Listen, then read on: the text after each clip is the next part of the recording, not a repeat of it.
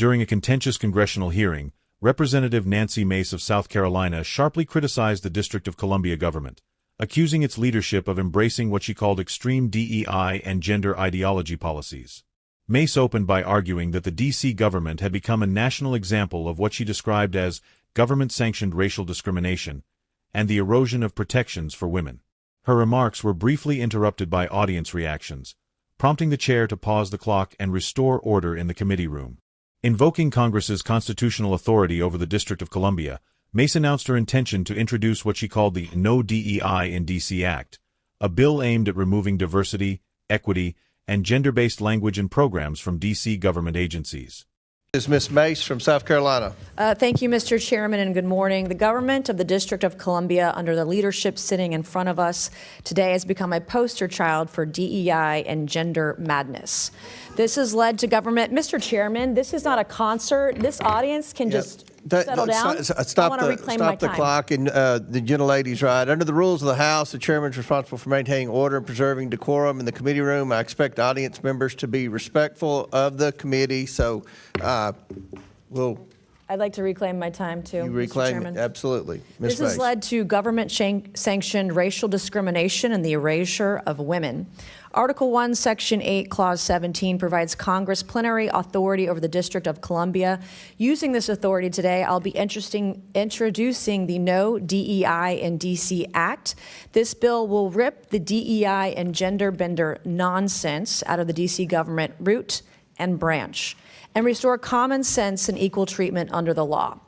As the individuals charged with writing D.C. laws, signing D.C. laws, and enforcing D.C.'s laws, we have some questions for you on the meanings of some of the curious terms we have found in the D.C. Code. My first question for Mayor Bowser, it's yes or no. The D.C. Code makes numerous references to, quote, structural or institutional racism. Do you believe the D.C. government is structurally or institutionally racist? Yes or no? Yes or no? Is D.C. government racist, institutionally racist? Yes or no? All right, you can't answer the question. So my next question for Mayor Bowser, since you're going to sit there and placate or just be quiet, in Section 7-1234.02 of D.C. Code, you use the phrase child welfare involved birthing people. Child welfare involved birthing people. Can you explain to me what this means? I'm not that familiar with that part of the code. Okay, and so you don't know. In Section 7-1234.02 of D.C. Code, you use the phrase justice involved incarcerated and homeless birthing people and their non-birthing partners. Can you explain to this committee what that means? I would have to see the whole section. You don't know. You're literally the mayor of D.C. and you don't know your own code of laws. Well, I don't know. All right, one thing we noticed the D.C. Code struggles to define is the term woman. So Mayor Bowser, what is a woman? I'm a woman. Are you a woman? 100%. Okay. 100%. I'm a woman. You're looking at one. Okay, good. You actually, in Section 3-703 of the D.C. Code, you use the phrase, the intersectionality of gender and race to create unique dynamics and effects. Can you explain what this means to the committee? Where is that, ma'am? Section 3-703 of the D.C. Code. Do you know what that means? No, you don't know what that means. So Chapter 14D of the D.C. Code establishes the commission. I'm happy to answer questions. Mr. Chairman, I'm going to reclaim my time. This is not her time, it's my time. You can be quiet as I ask you questions, and then you can answer them. And then you can answer them.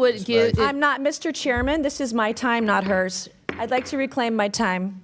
Let's make good use of the time, Ms. Mace. I'm making very good use of my time. And you're making my point. You're the mayor of D.C., and you don't even know your own code of laws. What is a birthing person? I would assume it's someone who gives birth. All right. Why don't you use, are these women? Are these moms? Do you think it's appropriate to call them birthing person? Can a man birth a person? Well, that's what I would call it, but I don't write all the laws, and I'm not familiar with every section. Can men get pregnant? No. Can men become women?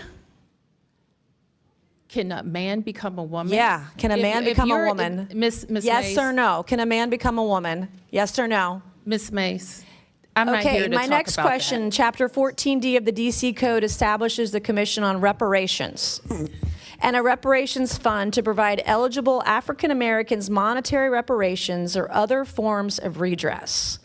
Is it the position of DC government benefits should be provided to individuals on the basis of race? I believe that the legislation requires a study.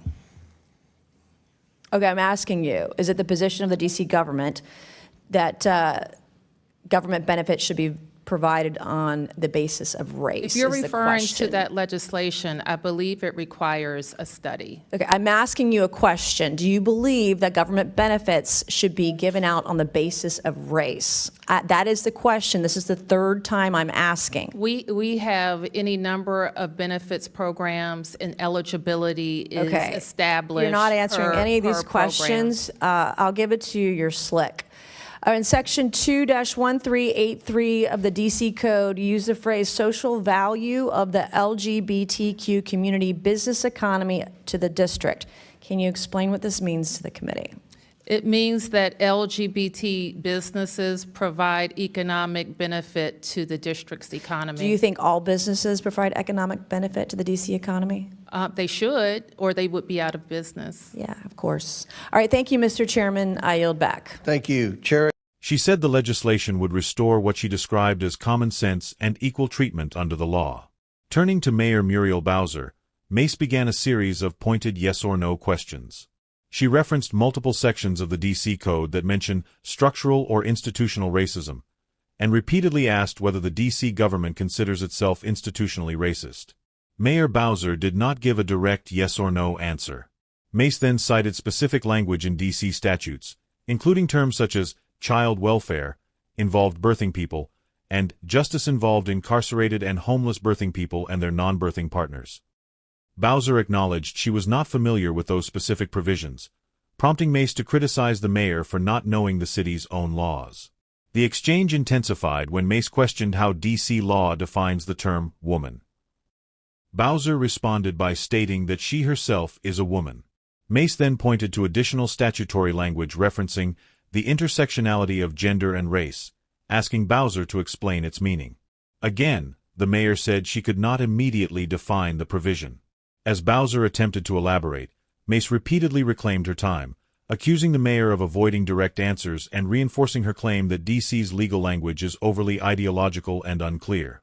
The questioning continued with a discussion of whether the term birthing person should replace words like woman or mother. Mace asked whether men can get pregnant or become women, pressing Bowser for yes or no responses. Bowser declined to engage directly with the framing of those questions. Mace also raised concerns about DC's Commission on Reparations, asking whether the city believes government benefits should be distributed on the basis of race. Bowser again referenced the legislation's requirement for a study rather than stating a clear position, leading Mace to accuse her of repeatedly dodging the question. Finally, Mace questioned language in the DC Code referring to the social value of the LGBTQ business economy.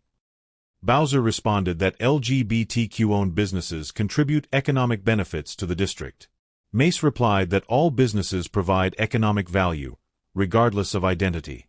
With that, Mace yielded back her time, closing a tense exchange that highlighted deep divisions over DEI policy, gender terminology, and race-based government programs in the nation's capital.